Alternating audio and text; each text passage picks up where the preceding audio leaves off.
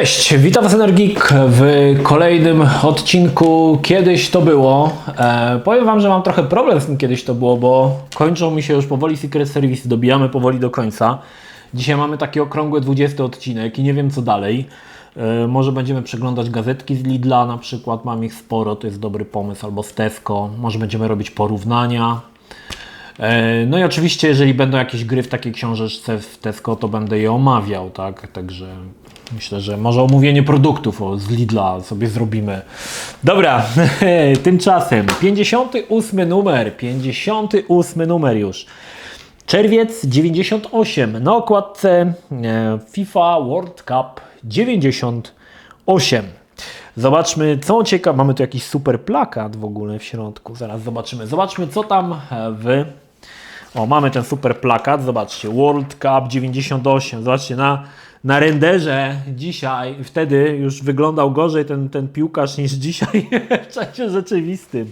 A po drugiej mamy Mortal Kombat Unicestwienie. Żenujący film, byłem na tym w kinie, no polewę miałem taką, byłem z moim kumplem Michałem, żeśmy tak brechtali w czasie tego filmu, że głowa mała. No było to straszne niestety. Mamy tutaj reklamę oczywiście Dune 2000, reklamy. No dobrze, zobaczmy co dobrego mamy w tymże Secret Service, co tam nowego.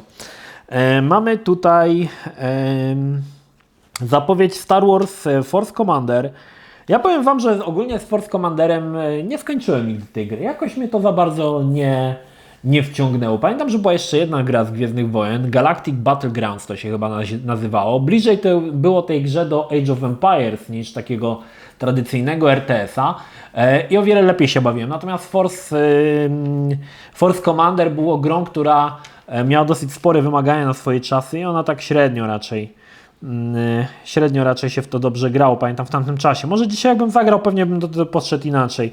Mamy zapowiedź Earthworm Jima 3D, to było w ogóle jakieś dziwne.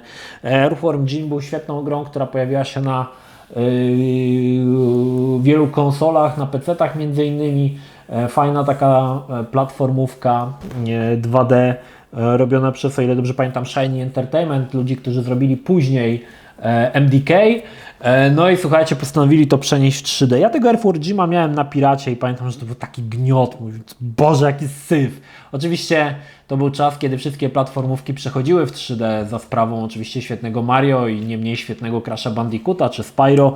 No więc te wszystkie firmy, które robiły te platformówki mówią, no to my też chcemy w to 3D, panie kochany. No i niestety to nie wychodziło. Wychodziły jakieś takie gnioty, że głowa mała. Mamy tutaj zapowiedź Trespassera, słuchajcie. Te pierwsze screeny z Trespassera wyglądały obłędnie. Oczywiście ta gra koniec końców tak nie wyglądała, ale uważam, że zresztą znacie moje zdanie o Trespasserze. To jest taka gra, w której ja już dzisiaj czuję wewnętrzną potrzebę skończenia jeszcze raz, bo to była naprawdę świetny tytuł. Natomiast no niestety graczom się niestety nie spodobało. Pierwsza zapowiedź, reklama w zasadzie Quake'a 2. Bardzo bym chciał zrobić dla Was, właściwie to nie jest, to jest dodatek, tak? Mission Pack The Reckoning, bo chyba we wcześniejszym numerze była recenzja, także tu mamy dodatek. Chciałbym zrobić materiał, to było grane z Quake'a 2, niestety Quake'a 2 na tą chwilę nie posiadam w Big Boxie, ale jak kiedyś sobie kupię, pewnie szybciej niż później, to na pewno Quake 2 Wam się pojawi, pokażę, bo z całej trylogii Quake'a druga część jest tą moją ulubioną. Bardzo lubiłem to, w którą stronę Quake poszedł. Bardzo mi się to podobało. Kolorowa grafika, nie szarobura, także bardzo spoko. Vanguards, nie mam zielonego pojęcia, ale widzę, że to jest jakiś syf, na który aż szkoda w ogóle było całej strony. A tutaj mamy Wargames. To są chyba gry wojenne z filmu z Matthew Broderickiem, coś mi się wydaje. Też nie wygląda jakoś zachwycająco. Magic and Mayhem. Nie mam pojęcia. Terminus. To jest jakiś Space Sim chyba. Co ciekawe ze Space Simów, to w zasadzie były 3 wiodące marki. Był to Wing Commander, X-Wing w sumie to 4. Był jeszcze Privateer, bardzo lubiany, no i później Descent. Tylko Descent był takim Space Simem bardziej arcade'owym, szczególnie ta część Free Space. Natomiast spoko to były. Ja lubię ogólnie Space Simy. Jakie są dobry Space Sim zawsze dla mnie na propsie, nie? Ale to dobre Space Simy to takie właśnie jak cała seria X-Winga, czy chociażby właśnie Wing Commander. Pamiętam, że w czasach, kiedy jeszcze miałem komputer na dyskietki, jeszcze nie miałem twardego dysku chyba, to się zagrywałem w Elite 2. Tam było chyba 5 miliardów światów, wszystko było, oczywiście mieściła się cała gra na jednej dyskietce, było tam nieskończenie wiele światów, masakra jakaś. Fajnie się w to grało. Mech Commander to chyba taki troszkę RTS-ik, gdzie przenosimy właśnie się walcząc z mechami. Nie grałem w Mech Commandera, ale jakoś mnie nie zachwyciło. Taka trochę bura grafika, nie podobało mi się. Dlaczego tak często zwracam uwagę na grafikę w tym robiąc te materiały? Kiedyś to było, bo tak naprawdę kiedyś bardzo się zwracało na tą uwagę. Myślę, że to przychodzi z wiekiem. Im się jest młodszym, tym bardziej chce się po prostu oczojebnej grafiki, to jest ważne. Później z czasem to już na to się przestaje zwracać uwagę, ale jak się jest młodym, to jest to bardzo istotne. GameNet Match, jakiś tenis. Jedyny tenis, jaki grałem, który mi się podobał, był tylko jeden taki tenis w historii, to jest Virtua Tennis na Dreamcasta. No jest to po prostu tak świetny tenis, że jak nie znając w ogóle zasad tenisa i nie za bardzo lubiąc tenisa, lubię co prawda tenis stołowy, ale nie takiego klasycznego tenisa, to ja w Virtua Tennis po prostu spędzałem długie godziny na Dreamcastie i tyraliśmy w to z Mariolą. To jest taki fajny tenis, że głowa mała. Nieprzekombinowany, arcade'owy, bardzo spoko. Sin. I to jest, słuchajcie, wydaje mi się, że ta wersja Sin jest troszkę inna od tego, co zobaczyliśmy na początku. Widzę tutaj po grafice, że to troszkę inaczej wygląda. Jakieś mutanty, coś. Nie, tego koniec końców chyba nie było. Troszkę Sin poszło w inną stronę i dobrze. Też fajna gra ogólnie, bardzo fajna. Na silniku Quake'a to było. Spoko gierka. Co my tutaj mamy? 5 minut przed premierą Commandos Behind Enemy Line. Teraz pojawił się jakiś port, czy dopiero będzie ten port Commandosów? Cała trylogia Commandosów. Nie grałem tylko w drugą część, nie pamiętam, Behind the Line. Behind to jest to. Beyond coś tam. Nie pamiętam jaka była nazwa dodatku, ale grałem w całą trylogię Commandosów i pamiętam, że to była jedna z moich takich ulubieńszych gier w tamtym czasie. Uwielbiałem Commandosów. To kombinowanie. Miałem takich kumpla, który się interesował bardzo II wojną światową. Pamiętam, jak zobaczył to wszystko, jedynkę Commandosów i tam te wszystkie pojaździki zrobione bardzo tak z ogromną ilością detali, to pamiętam, że burzyła, chodziła i wow, nie? Fajna gierka, naprawdę bardzo spoko gierka i Commandosi bardzo dobry tytuł. Dzisiaj może ta pierwsza część jest troszkę archaiczna, bo ona jeszcze ma grafikę dwuwymiarową, natomiast chyba w trójce pojawiła się całkowicie trójwymiarowa grafika. To tam można było już patrzeć przez dziurki od klucza. No naprawdę spoko. Oczywiście to później sprawiło, że wyszło mnóstwo podobnych gier, jak chociażby Desperados teraz na dniach, albo już się pojawiła Desperados trójka, która działała na tej samej właśnie zasadzie co Commandos. Jeszcze była taka gra o samurajach. Shadow Tactics chyba to się nazywało. Dobra, co my tutaj mamy? Opis Mortal Kombat Annihilation. Nawet nie chcę sobie tutaj, nie chcę mi się szukać jakichś ciekawych opisów, ale ten film był straszny. No, faktem jest, że mnóstwo postaci się tutaj przewinęło. Postaci, których wcześniej oczywiście nie było, bo była Shiva. Kto tu jeszcze jest? Nie wiem, to jest Ermac chyba? Cyrax i Sektor byli, ale sama... Szkoda gadać. To się do Krapowizji nadaje, ta druga część niestety. Gniot okrutny. Redneck Rampage Rise Again nie grałem. Znaczy w podstawkę Rednecka oczywiście grałem. To była jedna z wielu gier na silniku Build, która w mojej opinii dorównywała Duke'owi. Bardzo mi się podobał klimat takich wieśniaków z prowincji, bardzo fajny. Natomiast w dodatek tutaj ten Rise Again nie grałem. Natomiast ta podstawka była fajna i ona tam oferowała mnóstwo takich rzeczy, których Quake nie miał. To jakiś samochód jeździł w kółko, pamiętam. To były fajne rzeczy, naprawdę fajne rzeczy. No, ale chętnie bym sobie zagrał jeszcze w Redneck Rampage. Sentinel Returns. Nie wiem co to jest, ale wygląda mega bidnie. Nie wiem, to jest jakaś chyba strategia. Ciężko powiedzieć co to jest. Chyba nawet recenzji nie czytałem. To były czasy, kiedy Secret Series czytało się od dechy do dechy. Wszystko się czytało. Musiałoby być coś wybitnie takiego odrzucającego mnie ze screenów, żebym nie przeczytał recenzji. Oczywiście nie chodziło o oceniaczkę, bo jakby ocena tak jak tutaj 4 na 10, no to wiadomo, że się czytało taką recenzję. Plane Crazy, czyli samolociki, pamiętam, że to było dodane chyba w CD Action, o ile dobrze pamiętam, jako pełniak. Nawet całkiem fajna gra, takie wyścigi samolocików, sympatyczne bardzo. A Reflux od Metropolis, to był taki troszkę RTS-ik. Pamiętam, że było sporo takie ciśnienie, o Reflux, bo to polska gra i w ogóle, a ja zagrałem w demo i muszę przyznać, że mi się nie podobało. Sorry, Adrian, ale mi się nie podobało, niestety. Było ładne, kolorowe, ale jakoś nie miało dla mnie żadna gra, jeżeli to był RTS, nie miał startu w ogóle do Command Conquer. Wszystko przyrównywałem do Command Conquera i nic się nie mogło z Command Conquerem równać, więc było to trochę zamknięte koło. Forsaken, FPS-ik, gdzie latało się takim stateczkiem. Też grałem w jakieś demo, bo gra działała na 3D Fixie i to wszystko ładnie wyglądało, tam były kolorowe oświetlenie, w czasie rzeczywistym fajnie to wyglądało, ale w całą grę nie grałem, aczkolwiek chyba nawet demo mi się też specjalnie nie podobało. Unreal, no pierwszy Unreal, słuchajcie, to był klasyk, nie? To w ogóle, wiecie, jak Unreal wychodził, to Jezu, jak ten Unreal wygląda, panie kochany. Faktem jest, że ja pamiętam, nie pamiętam jak miałem komputer wtedy, wydaje mi się, że to był 486 DX 100 Hz i miałem już wtedy 32 MB RAMu, to i tak ta gra nie działała za dobrze. Albo już miałem Celerona, nie pamiętam, albo Celerona 333. Możliwe, że już miałem Celerona i ta gra nie jakoś specjalnie nie działała, ale to jak ona wyglądała. Jest taki moment w Unrealu dla tych, co nie grali, bo to się jakby akcja dzieje się, że taki statek rozbija się jakąś obcą planetę, no i my na początku z tego statku wychodzimy.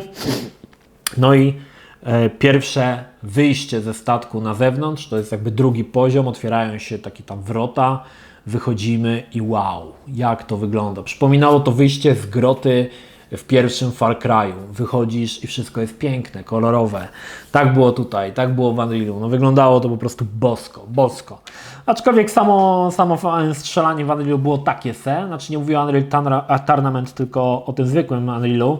Nie było tak rajcowne jak na przykład w Quake'u, ale skończyłem z dużą przyjemnością, pamiętam, z wielką przyjemnością Quake'a i mi się podobało. Chociaż miejscami, tak jak mówię, trochę była ta gra, wydaje mi się, taka w tamtym czasie już archaiczna, aczkolwiek no wyglądało to mega. Co my dalej mamy? Deer Hunter. O Jesus, wiecie, że w Deer Huntera to ja chyba grałem. Nie wiem czy w tego, ale coś bardzo podobnego, co się polowało na zwierzaki. Nawet lubiłem takie gry, powiem wam.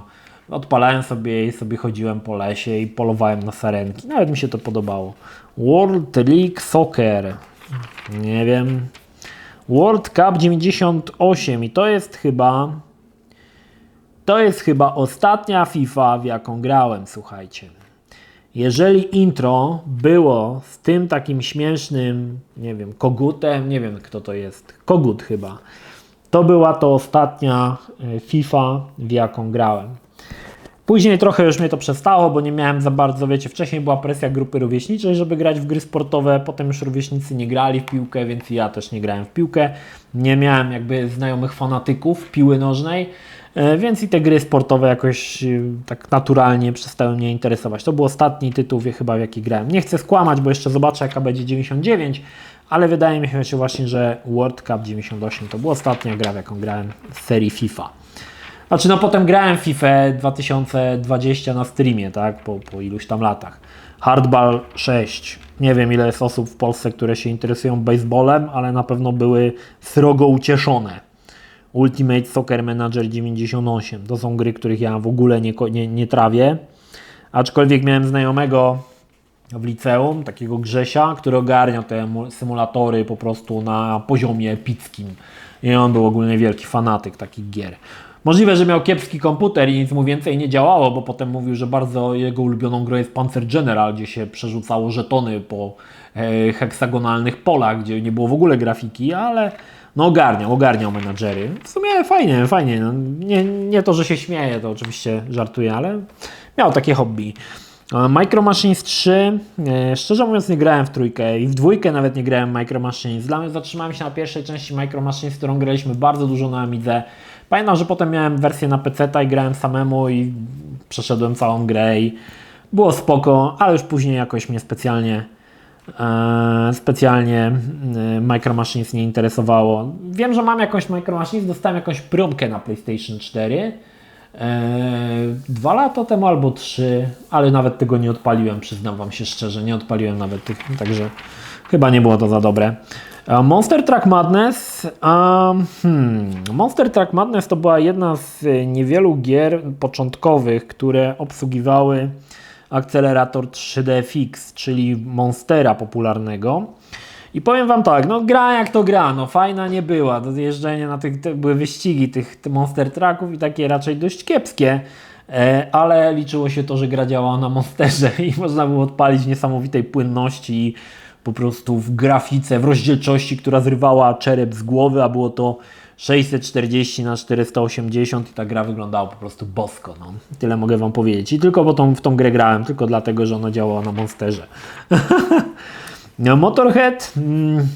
Motorhead, o ile dobrze przypominam sobie, to była gra, która była dodawana jako pełniak w CD Action, wyścigi. Co ciekawe, jest druga gra, która pod tym samym tytułem, Motorhead, jedna z moich ulubionych gier na Amidze, gdzie gra się, jest to taka bijatyka, taki beat'em up, gdzie to już ci co wiedzą, to wiedzą, bo już mówiłem to nieraz, gdzie steruje się członkiem zespołu Motorhead i chyba jest to Lemmy i uwalnia się resztę członków zespołu i cały czas się idzie w prawo i ładuje się ich gitarą, wciąga się kwasy, potem się żyga. Bardzo fajna bijatyka, jedna z moich ulubionych gier na Amigę. No i tutaj oczywiście Motorhead, ten sam tytuł, tylko że tam się pisało razem, a tu jest osobno właśnie wyścigi. Także jak kiedyś mówiłem, że lubię Motorheada, to zawsze musiałem zaznaczyć, że o czym ta gra jest, bo ludzie kojarzyli to. Motorhead no, nie było jakieś za dobre. No. I nie wyszło na Amigę. Chyba kadzisz krzychu. No.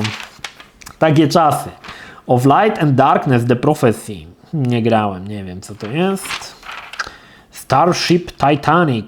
Również nie grałem. Simon & Schuster Interactive. Co to za firma w ogóle?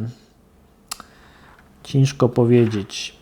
Dziwne były pomysły. Znaczy, z samego tytułu wnioskuję, że to po prostu jest przeniesiona tragedia Titanica w kosmos. Takie jakieś dziwne te pomysły kiedyś były. No, Sanitarium, słuchajcie. Sanitarium jest fantastyczną grą, fantastycznym horrorem. Jest recenzja, znaczy moja pogadanka na temat gry. W to było grane, już dosyć dawno to zrobiłem. Pamiętam, pierwszy raz zagrałem w demo, które działo się w tym szpitalu psychiatrycznym na samym początku. I pamiętam, że zrobiło na mnie to spore wrażenie. Demo się kończyło, kiedy podchodziło się do tego posągu anioła. No i on tam coś tam się przenosiło jakby do kolejnego świata i wtedy jakby już demo się kończyło. Ja pamiętam, że chorowałem na tę grę. To było tak świetne, tak mi się ten klimat tego opuszczonego, tego szpitala psychiatrycznego był po prostu niesamowicie ciężki, aż gęsty, po prostu aż można było kroić nożem. Później te poziomy już tak troszkę nie trzymały takiego poziomu jak ten pierwszy, ale chorowałem mocno. No i koniec końców, kiedy zagrałem, pamiętam, że byłem zafascynowany całą historią, samą rozgrywką. No rozgrywka to może nie za bardzo, bo to była zwykła gra przygodowa, ale całą tą pomysłem na grę. Świetny tytuł. Sanitarium to jest też gra, przy której byłem srogim Januszem biznesu. Za czasów, czy to było na studiach już? Nie, jeszcze chyba nie. Albo na studiach, albo końcówka liceum. Chyba na studiach już byłem na pierwszym roku. Ściągałem z eBaya Sanitarium i sprzedawałem z narzutem w Polsce za te kwoty o wiele wyższe. Pamiętam, że to sporo wtedy kasy zarobiłem, że wyjechaliśmy z Mariolą za to do Grecji i coś tam jeszcze sobie kupiłem. Czy tam komputer sobie kupiłem. Także sprzedawałem tego tyle, że w którymś momencie tak nasyciłem rynek, że już nikt nie chciał kupować. Także jeżeli miałeś Sanitarium w tamtym czasie, no to miałeś je ode mnie pewnie. Gra oczywiście wyszła też w polskiej dystrybucji, ale oczywiście nie mówię o tych czasach, kiedy gra wyszła przy premierze, tylko kilka lat później, tak? To nie w tym 98, tylko później już, tak? Kiedy już gra zdobyła kult, okazało się, że jest rzadka i ludzie chcieliby ją mieć, no to ja wtedy wkraczałem, Janusz biznesu, kupowałem na eBayu, sprzedawałem na Allegro i interes się kręcił, że Might and Magic, The Mandate of Heaven. Akurat tego Might and Magica, znaczy ogólnie chyba w żadnego Might and Magica nie grałem, takiego RPG-owego. Też były czasy, kiedy mnie RPG troszkę przestały interesować. Hexplore. Też nie wiem, co to jest. Też jakiś RPG.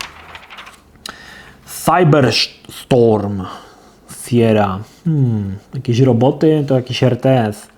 Chyba, ta RTS-ik. O, Anno 1602. Tych serii, słuchajcie, gier z serii Anno do teraz wyszła tak absurdalna ilość. Ja kiedyś robiłem dla telewizji GameToon gameplay z tego ostatniego Anno i robiłem sobie taki research, bo w kilka części Anno grałem. Ile tego wyszło i po prostu absurdalna ilość tego Anno.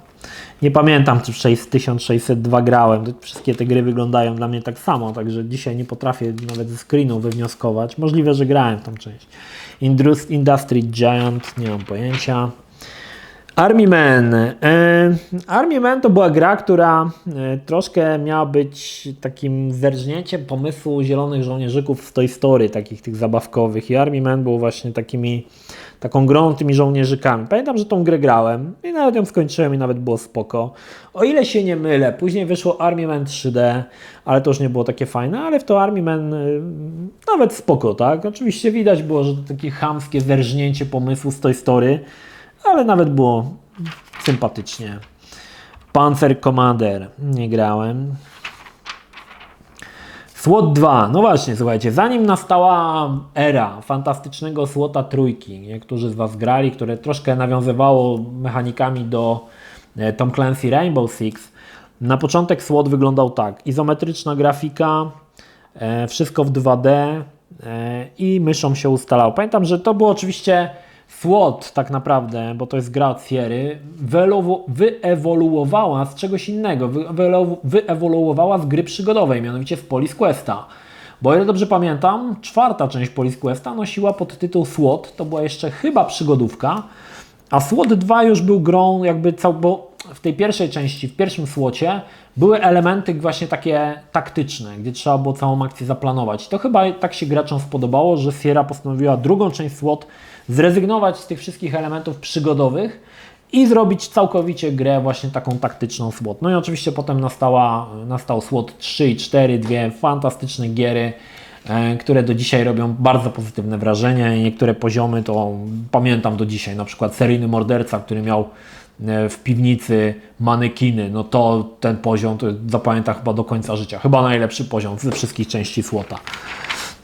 Dobra, Data Disk, czyli dodatki do Total Annihilation i F22, StarCraft to już mówiliśmy, M1 Platum, Diablo Hellfire.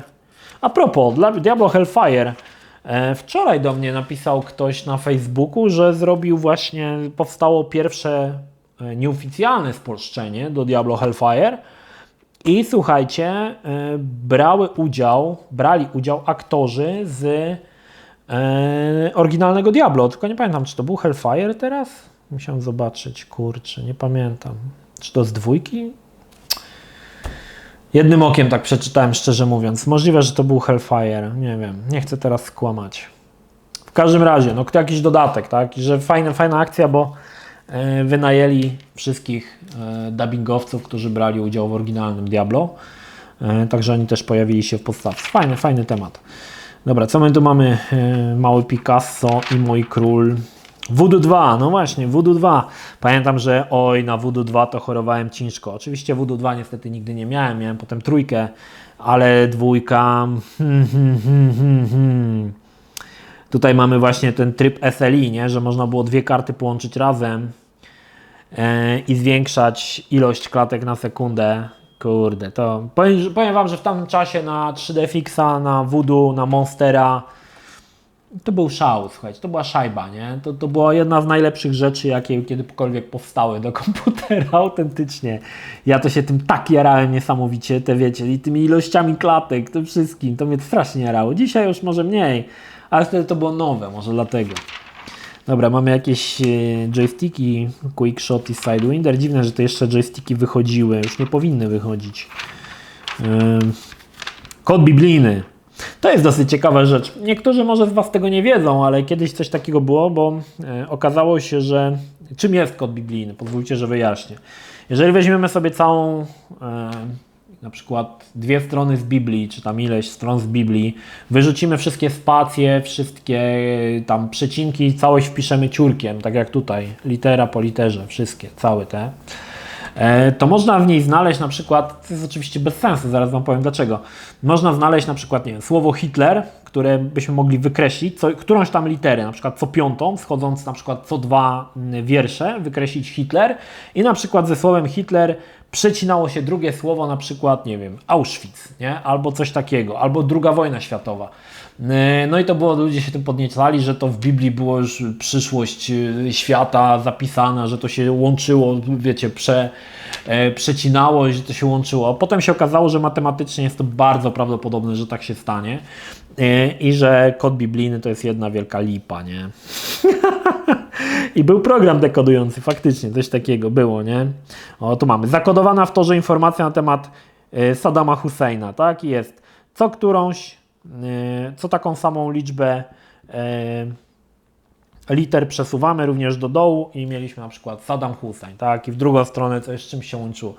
No bzdura okrutna, nie? Musicie sobie poczytać, bo to jest nadal jeszcze tamten, gdzieś tam widziałem, że ten kod biblijny sobie istnieje, ale się okazało, że jacyś matematycy to wyjaśnili, że to jest w ogóle totalna bzdura i żeby sobie tą głowę nie zawracać, że to tak naprawdę nawet w Poczytaj mi mamo możesz zrobić coś takiego i to samo Ci wyjdzie, nie? Że też jesteś w stanie te słowa odnaleźć, także kod Poczytaj mi mamo. No, ale tak było, ludzie się tym strasznie podniecali. Gry bitewne, to jest jedna rzecz, która mnie do dzisiaj fascynuje, czyli te figurki z Warhammera, uwielbiam je oglądać. Nie mam żadnej w domu, ale to nie o to chodzi, ja uwielbiam je oglądać właśnie te makiety, dioramy, kiedy ktoś na Pyrkonie wystawia, uwielbiam, jak to jest pomalowane, słuchajcie, z najmniejszymi szczegółami, uwielbiam to oglądać, aczkolwiek nigdy nie grałem, nigdy nie miałem ani jednej figurki, ale oglądać lubię. Dobra, Star Warsy, prenumerata, tipsy i triki, reklamy, Planet Manga, Planet Manga, nie ma już tu mangi tutaj, słabo. No dobra, i to by był numer 58. Numer 59 na okładce Final Fantasy VII. I to pewnie będzie wersja na, oczywiście, na PC-ta.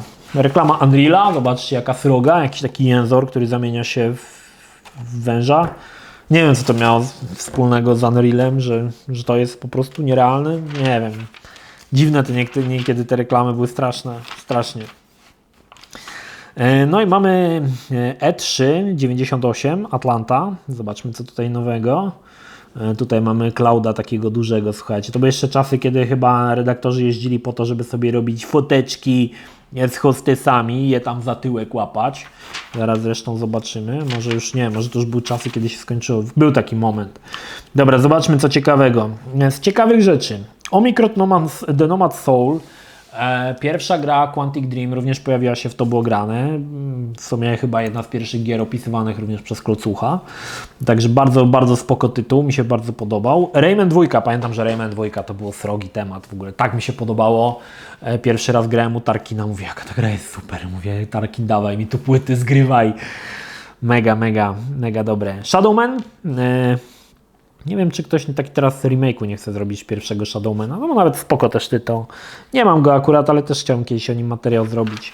Nie chcę za dużo mówić tutaj odnośnie nowości, bo będziemy zajmować się tym, kiedy te gry się pojawią. Tomb Raider 3. Te Tomb Raidery to oczywiście były wypluwane jeden za drugim. No niestety Tomb Raider 3 w zasadzie nie różnił się niczym od 1 i 2 i to było dosyć słabe. Giants, Obywatel Kabuto. No to wiecie, że to jest mega, mega fajna gra, która również pojawiła się w To było grane. Sid Meier Alpha Centauri, nie grałem. F-16 Agresor. Motoracer, drugą część Motoracera nie grałem, ale grałem w pierwszą. Chyba w CD Action recenzja była, tam się podniecał, nie pamiętam kto tą recenzję robił, Szmugler czy tam jakiś inny, ale podniecał się tym Motoracerem. Ja grałem w demo i mi się nie podobało. Krótko i na temat tego typu. Lands of Lore 3. Niestety też nie grałem, zatrzymałem się na drugiej części Lands of Lore. które kiedyś chciałbym dla Was zrobić w sumie. Oczywiście mówię o Guardians of Destiny, to świetny tytuł, natomiast trójkę nie grałem. Co będą? Knights and Merchants, też nie wiem, to jakiś trochę taka jak Age of Empires połączone chyba z Settlersami. The Lady, the Mage and the Knight. O Jesus. Już głupszego tytułu nie było? Nie można było żadnego głupszego tytułu zarezerwować? Ej Boże, nie wiem co to było. Dobra, reklamy. Gex. No i tu właśnie to jest to, o czym mówiłem, czyli na siłę przenoszenie kolejnych platformerów 3D. No i oczywiście Gexa też to spotkało. Nie wiem ile Gexów wyszło, grałem w jedną część Gexa. Nie wiem czy wyszły potem jeszcze jakieś kolejne, ale też próbowano to przenieść w 3D. A czy oceny zdobyło całkiem dobre, bo 9/10. Ja akurat nie grałem w tego Gexa, ale pamiętam, że grafika w tamtym czasie była na tyle słaba 3D, że to wszystko wyglądało biednie. O wiele bardziej biednie niż to, co można było zrobić na 2D, to jest oczywiste. I te gry nagle przenoszone z dwuwymiarowego środowiska w trójwymiarowe środowisko i okazywało się, że te gry wyglądają jak kupa, nie? No fakt, że były 3D, ale wyglądały po prostu jak kupa. To było chociażby z Mortal Kombat 4, nie? Mortal Kombat 3, fajne postacie, wszystko spoko i nagle przenoszą w 3D i te postacie wyglądają jak po prostu nieszczęście. No, także te gry wszystkie platformowe spotykało dokładnie to samo. Jackrabbit, no to jest kultowy platformer z zielonym zającem. Nie wiem, czy akurat w dwójkę grałem, w jedynkę na pewno grałem, w jedynkę to chyba każdy grał. Natomiast w dwójkę nie przypominam sobie, czy grałem, czy nie. Ja powiem Wam, że te pecetowe takie właśnie jak Jackrabbit, nie były to jakieś gry, które mnie specjalnie jarały. Bardziej mnie jarały właśnie platformery na Amigę, czy platformery na przykład na Nintendo 64, na PlayStation, natomiast te takie pecetowe jak Jackrabbit, tak średnio chyba, średnio. O, Target!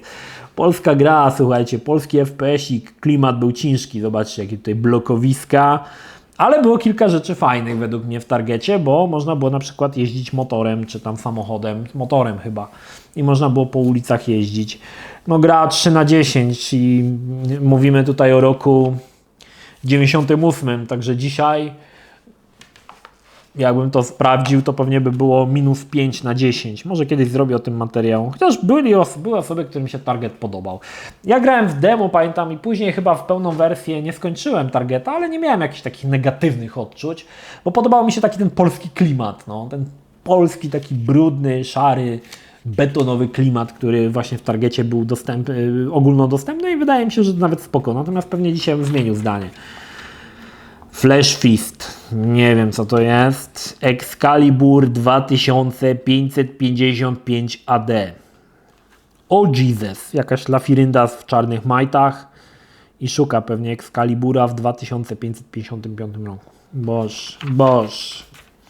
Sensible Soccer 98. No i oczywiście Sensible Soccer też zostało przeniesione do 3D i niestety to nie wyszło dobrze. Zresztą cała ocena mówi o tym. 5/10.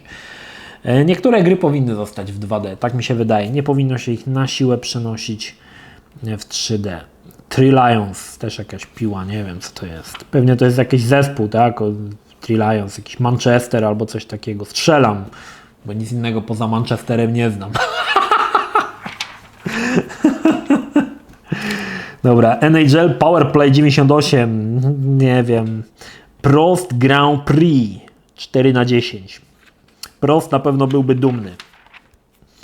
Znowu GameNet Match. Boże, jak to wygląda ohydnie. Zobaczcie te lafiryndy, jak to... Laska, jakie ma uda w ogóle. Co to jest? Wrecking Crew 3/10. No ten numer widzę obfituje w same hity, bo GameNet Match też 3/10. To 3/10.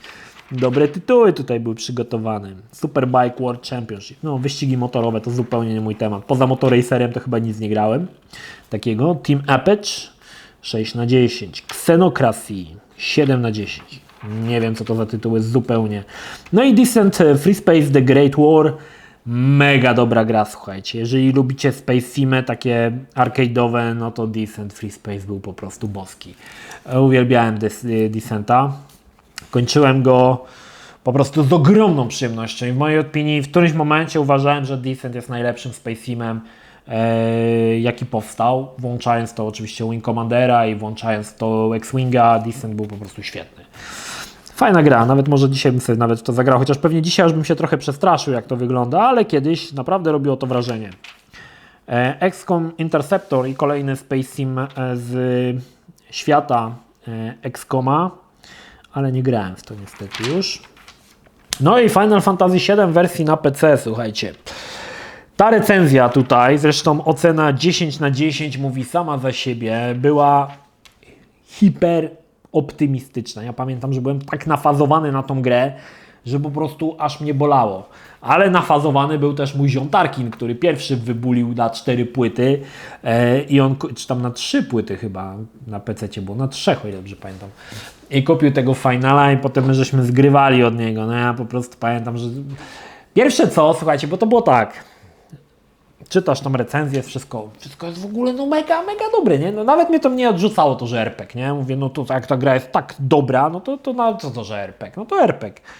I pamiętam pierwsza rzecz, która doprowadzała mnie do szału Final Fantasy. Randomowe walki. Nie mogę sobie tego przetłumaczyć. W żaden sposób nie mogę sobie przetłumaczyć, dlaczego tak jest. Dlaczego idąc wiejską ścieżynką nagle muszę walczyć z jakimiś ognistymi kulami. Dlaczego? Jak to się stało w ogóle? Czy miałem w ogóle jakąś szansę ominąć tą walkę? Może jak nie chciałem walczyć? No to była dla mnie rzecz, która osobiście dla mnie Final Fantasy przekreśliła. Nie znaczy, że mi się Final Fantasy nie podobało, bo podobało mi się pod kątem historii, grafiki, cutscenek, ale te randomowe walki to była najgorsza rzecz, w jaką po prostu w RPG-ach może być. Randomowe walki. No nienawidziłem tego z całej mocy i nie pamiętam, w której części randomowe walki się skończyły. Wydaje mi się, że one się skończyły w 12 albo chyba w 12. Nie wiem, nie pamiętam, czy w 10 były, ale chyba były. No rzecz, która mnie po prostu doprowadzała do szału. Wiem, że sobie tutaj pewnie zaraz hejterzy, co ty, tutaj randomowe walki to była najlepsza rzecz na świecie, ziom, co ty tam się nie znasz. Dla mnie to była najgorsza i tyle, no. Każdy może mieć swoje zdanie. No ocena 10 na 10, no.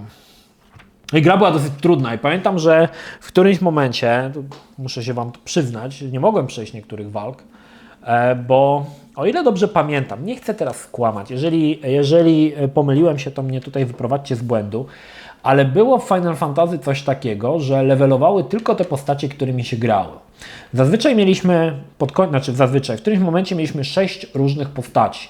I problem z tymi postaciami był taki, że jeżeli trzema na przykład, miałeś ulubionych 3, Cloud na przykład, Aerith i Barret i grałeś nimi, one levelowały, ale te 3 pozostałe osoby, które nie były w drużynie, one nie levelowały. I w którymś momencie gra wymuszała rozłączenie drużyny. I nagle stawałeś w sytuacji, kiedy miałeś potężnego przeciwnika, który nawet nie był potężny, ale miałeś 3 Lojtasów, bo żaden z nich nie był levelowany od początku gry. I co zrobić? I takich problemów pamiętam, nie pamiętam czy dokładnie tak było. Wydaje mi się, że właśnie, że to Final Fantasy mnie spotkało. Muszę to sprawdzić, ale wydaje mi się, że tak. I to był problem, którego nie mogłem w żaden sposób pokonać. I pamiętam, że tu przyznam się już, że skończyłem Final Fantasy VII na cheatach. Znaczy na jakimś trainerze, może tak, nie na cheatach, tylko miałem trainer. I tam był taki jeden czar, który się nazywał The End. Czar polegał na tym, że każdą walkę kończył od razu. Rzucało się ten czar The End, była jakaś taka animka chyba, o ile dobrze pamiętam, jakaś taka łączka, jakieś takie słoneczko, motylek chyba leciał i walka się kończyła zwycięstwem. I pamiętam, że sporą część gry właśnie przeszedłem spawnując sobie w trainerze te czary, bo po prostu część z postaci była za słaba, żeby dalej grać. No, niestety. To było słabe. No. Wyprowadźcie mnie z błędu, jeśli tak nie było w 7, ale wydaje mi się, że tak właśnie to było w 7. Dobra, co my dalej mamy? Tribal Rage i Art of War. Nie wiem. No i Commandos Behind Enemy Line. Fajna gra, kurde. Teraz, nawet bym sobie zagrał teraz w Commandosów. To był fajny tytuł, kurde. Przede wszystkim bardzo mi się podobał w Commandosach interfejs. Dobrze przemyślany interfejs, słuchajcie. Bo w takich grach, w Commandosach było bardzo dużo różnych możliwości. Każda postać miała kilka różnych rzeczy, które mogła wykonać i bardzo ważne było to, żeby ten interfejs był przede wszystkim czytelny. I w mojej opinii ten interfejs był rewelacyjnie zaprojektowany, bo w rogu mieliśmy plecak każdego z komandosów i tutaj mieliśmy rzeczy, których mógł on użyć, tak? Na przykład te pudełeczko, które przyzywało wrogów, pistolet, snajper miał oczywiście lunetę, którą gdy klikaliśmy, to mogliśmy strzelać ze snajperki. Interfejs był bardzo, bardzo istotny w tego typu grach i tu było bardzo to dobrze zaprojektowane. Pamiętam, że mi się bardzo to podobało. Zagram sobie, kurde, w komandosów teraz. Filmy są straszne, kiedyś to było, bo potem mam nieprzemożną chęć zagrania w te gry i to nie jest dobre. Wargames to nie wiem, Fields of Fire, Boże, to wygląda jak gra z 92. Crash, Kill and Destroy. Crash, Kill and Destroy. Chociaż chyba ten oficjalny tytuł to i tak jest KKND. Nikt nie wie, co to znaczy KKND. Był to więc kultowy RTS-ik, ale to w porównaniu do Command Conquer to nie było to wiadomo. Extreme Tactics i Rising Lands. Nie wiem, co to jest. Nie grałem w te rzeczy. Dobra, w Data Disco mamy Incubation, Magic the Gathering, Comanche Gold, chyba z dodatkowymi misjami, Quake the Reckoning, czyli te dodatki do Quake'a, Seven Kingdoms, opis do Rea polskiego, StarCraft Zergowie, StarCraft Protosi, Hard News, baby. Co my tu mamy w Hard News? Coś o procesorach, Thriller 3D. Co to była za karta Thriller 3D? Zobaczmy, jak to wychodziło. Szału nie robiło, powiem wam, ten Thriller 3D. Nie wiem, czy to było... Herkules! O, Herkules to była kultowa karta w latach 90. i 80. tak naprawdę. Jak miałeś peceta, to mówiłeś, ja mam kartę Herkules. Co mogła karta Herkules? 256 odcieni szarości. Się dealuj z tym. Nawet nie było kolorów. Ale Herkules to był klasyk. DVD and Core i to jest to, o czym mówiłem wielokrotnie. Kupując czytnik DVD do komputera, dodatkowo trzeba było mieć specjalny dekoder obrazu. Tutaj jest to DXR2. Ja pamiętam Real Magica bardziej. I dzięki temu dopiero gry, filmy na DVD można było odtwarzać, ponieważ ówczesne procesory były za słabe, żeby niestety te filmy dekodować. Także jeżeli chciałeś mieć DVD w kompie, to musiałeś mieć oczywiście do tego specjalną kartę. Ciekawostka. Tatry, nie wiem, Newbit 2000. O, Newbit 2000. Było na CD Action, to był taki sprzęt dla domowego DJ-a. Miałeś od 1 tam do 20 chyba podpięte sample. I te sample były złożone tak, że cokolwiek nie grałeś, to się składało. Tam była chyba odpowiednia długość i tempo sampli była taka sama i można było robić muzę. Pamiętam, że strasznie się tym jarałem. Tu włączałeś 1, 5, 7 i gra. I wiecie, i tam dorzucałeś coś, jakieś śpiewy, coś tam i to wszystko się zgrywało i mogłeś zrobić sobie muzykę. Fajne to było dosyć, Newbit 2000. Tylko że grałem w demo, także miałem tam bardzo ograniczone możliwości, ale zabawa była przednia. Znaczy pokazywało, że wiecie, to nagle sobie uświadamiałeś, że kurde, no mając takiego Newbita mogę zrobić w ogóle swoją muzyzią. To jeszcze zanim zacząłem rapy chyba robić, ten Newbit 2000 był, także to było spoko. Dziwne czasy. Dobra, zobaczmy dalej. Tu jakieś mamy mangi, supery. Znowu kącik X-Files. X-Files Unrestricted Access. Nie grałem w tą grę. To jest gra, czy to jest, bo była jeszcze jakaś taka chyba encyklopedia. To jest chyba encyklopedia, bo była jeszcze jakaś gra. Pamiętam, że chciałem to kiedyś sprawdzić, co to jest, ale koniec końców nigdy mi się nie udało. Może jeszcze kiedyś będzie okazja, żeby to sprawdzić. Aloha Internet. Uwaga, czołgi. Jeszcze o Heroes. Strategię w shareware. Oj, wtedy w tamtych czasach jak ktoś grał tylko w shareware'y, to miał ciężkie życie. Ciężkie życie shareware'owca. Star Wars. Dalej, zobaczmy, tipsy, triki. Już pod koniec to już nic ciekawego nie ma, to jest same takie pierdoły. Świat Mangi 3, maskarada po polsku, wow! Bieda cosplay. Zobaczmy. No powiem wam, że ten cosplay, no srogi, nie? Srogi. Ta laska w tym kubraczku jest spoko. Co to w ogóle? Kto to jest? Jest jakaś... Zajęła pierwsze miejsce. Od razu ją przyjęli do szpitala jako pielęgniarkę z miejsca. Dzisiaj cosplay stoi na mega dużym poziomie, powiem wam. Jednym z moich ulubionych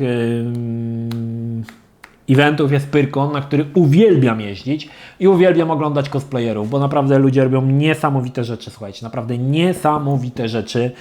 Ale to były początki, tak wyglądały początki, no bieda cosplay, no. Załóż bluzę, to zobaczcie, tu jakiś karateka.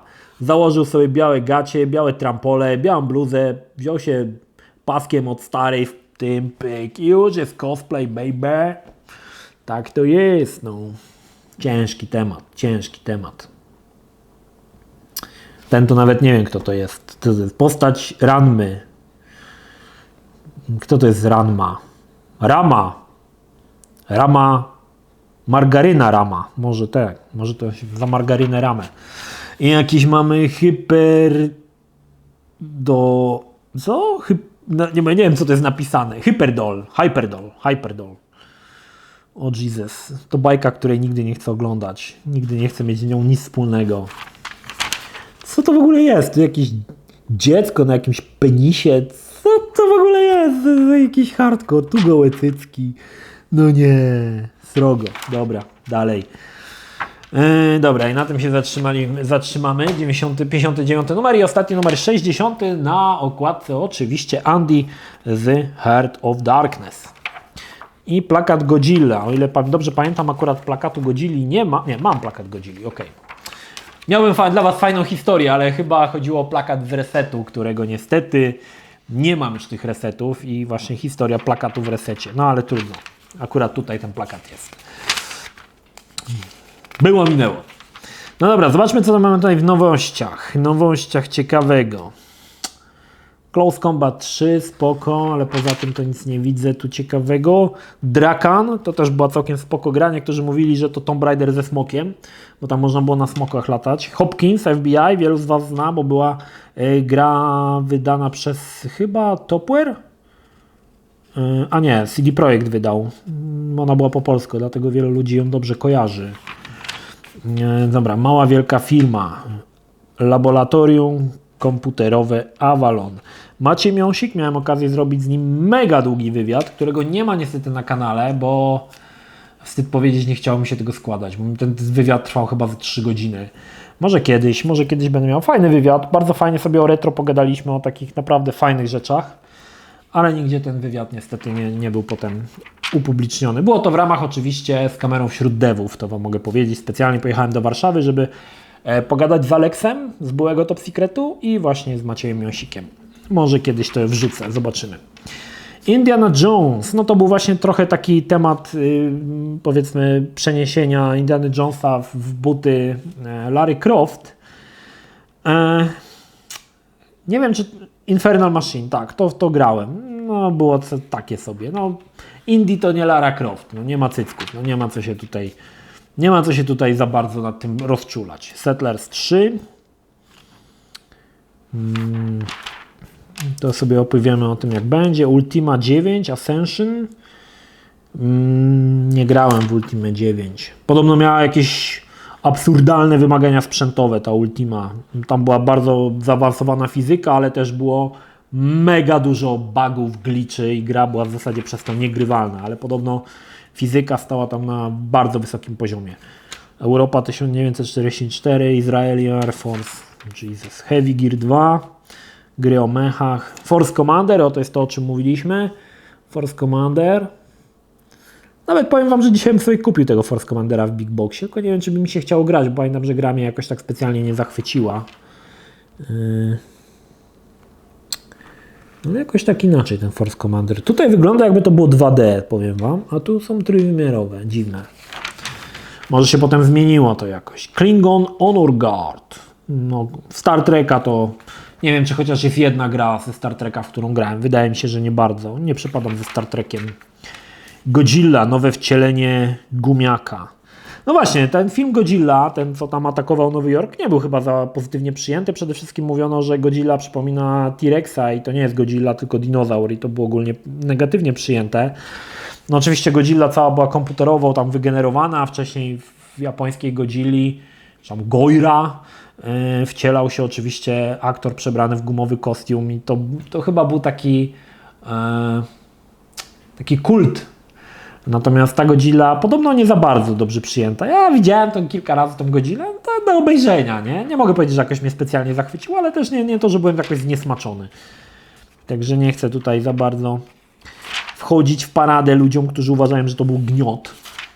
Wow, reklama z cyckami. No nieźle, nieźle. No i mamy tutaj ten plakat Godzilli. Czekajcie, zobaczę, czy on tu jest. Archiwum X, a tu mamy plakat Godzilla. Co ciekawe, ten plakat jest tutaj wklejony, także trzeba było go wyciąć albo wyrwać. Słaby pomysł ogólnie. No i Mortal Kombat 4. No Mortal Kombat 4 uważam, że... Znaczy powiem wam tak, ja mam taką historię z Mortal Kombat 4, że byliśmy na wakacjach w Jastarni. Co ciekawe, tam pierwszy raz widziałem Pudzianowskiego, który potem się okazało, że mój kumpel Junior Znaj był u niego na 18. I słuchajcie, w Jastarni był salon gier automatowych i pamiętam, że kiedyś przechodzimy obok ludzi w opór, nie? W tej budzie i właśnie Mortal Kombat 4, nie? I taka scenka, kiedy Sub-Zero łapie chyba Skorpiona i robi mu to tak, że mu tą nogę przygina w drugą stronę, jakby robił mu otwarte złamanie. Ja pamiętam, że mówię, Boże, ja muszę w tą grę zagrać. Jeszcze tutaj muszę tydzień w tej Jastarni, ja już chcę jechać na giełdę i kupić Mortala i ciąć w niego. No i potem niestety nie byłem jakoś specjalnie zachwycony, bo to przejście w 3D było takie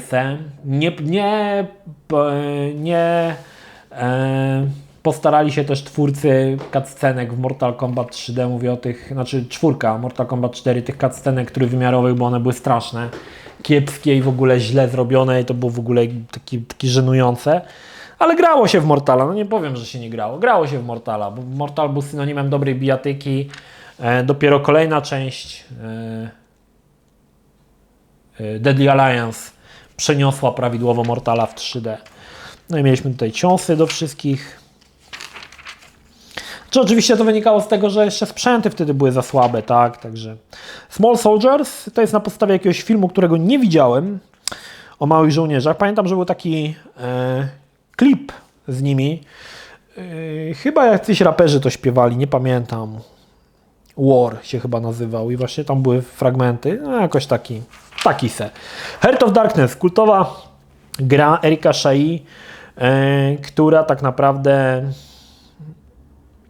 słuchajcie, czas jaki Erik Shai potrzebował na skończenie tej gry był tak ogromny, że w momencie kiedy ta gra wyszła, 98 rok, gra była już mocno przestarzała. Ta gra powinna się pojawić 5 lat w 90, nie wiem, 6, 94, 95. Ona się pojawiła w 90, słuchajcie, 8 i gra już była tak przestarzała. Podobno tyle czasu zajęło Erikowi Shai wyrenderowanie tych fantastycznych scenek 3D, które przypominało Matrixa, Toy Story i faktycznie jeżeli chodzi o animację, to była najwyższa półka. W żadnej grze nie widziałem tak dobrze zrobionych animek jak Heart of Darkness. Można było przyrównać do tego bieda animacji na przykład w Mortal Kombat i zobaczyć jaka była przepaść pomiędzy tymi animakami, bo faktycznie robiło to ogromne wrażenie. Gra była bardzo spoko, mi się bardzo podobała, aczkolwiek pamiętam kupiłem ją na giełdzie i tego samego dnia ją skończyłem. I to było już irytujące, bo w jeden dzień, gra na jeden dzień to trochę mało. Ale fajna przygoda, fajna historia, rewelacyjne cutscenki, no i faktycznie Erik Shai, powiedzmy, nie stracił nic ze swojego takiego, ze swojej takiej wyobraźni w kreowaniu światów i to było naprawdę spoko, natomiast koniec końców było to trochę za krótkie, no tyle wam mogę powiedzieć. Co ciekawe, w zestawie jest, na PC-cie przynajmniej, nie wiem czy na PlayStation też, na PC-cie w zestawie w Big Boxie są okulary 3D, ponieważ ostatnia cutscenka jest puszczona jeszcze raz właśnie na okulary 3D. I ja miałem pirata i na tej cutscence się zawsze wieszało. Było, nie wiem, źle płyta nagrana, czy był jakiś błąd. I tej cutscenki nie mogłem obejrzeć do końca, bo ona zaraz na początku się wieszała. Dopiero jak miałem później oryginał, to sobie tą grę sprawdziłem. Bardzo spoko gra, polecam, było grane. The House of the Dead, jeden z celowniczków, który wyprodukowała Sega, z idiotycznymi w ogóle dialogami, to w ogóle te gry japońskie, Resident Evil, House of the Dead, te dialogi to powalają. No już nie wspomnę, że na podstawie House of the Dead Uwe Boll zrobił film, który w zasadzie jakościowo nie odbiega od tego, co można było usłyszeć w House of the Dead. Natomiast ja ogólnie nie przepadałem za House of the Dead. Powiem Wam, że z tych celowniczków grałem w niego, skończyłem, ale nie podobał mi się tak bardzo jak na przykład Virtua Cop. Uważałem, że Virtua Cop był lepszy, aczkolwiek było fajnych kilka pomysłów. No, przede wszystkim to, że walczyło się z zombie i tam można było, nie wiem, odstrzelić im pół twarzy, albo jak strzelałeś mu w twarz, to oko mu wylatywało. Takie były detale. Ale koniec końców uważam, że